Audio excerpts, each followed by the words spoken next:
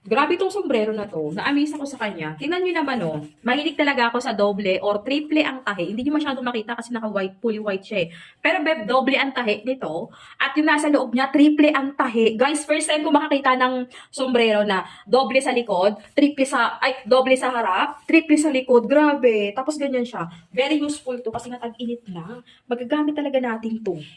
Pag-gagala ka, medyo mainit, 'di ba? Oh, ayan. Ayan ang mga galawan ng sombrero ngayon. Tapos kakailanganin talaga natin 'to.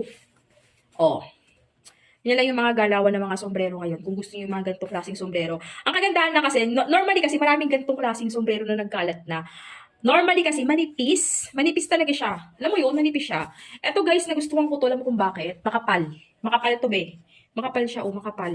Ganda lang niya pag, kunyaring, punta ka ng bundok, o kaya, summer, o di ba?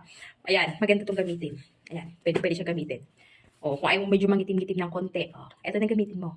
Kung nagpaplano ka bumili ng mga sombrero for this summer, eto na bilhin mo, babe. Design pera mo makapal. Ganda nito.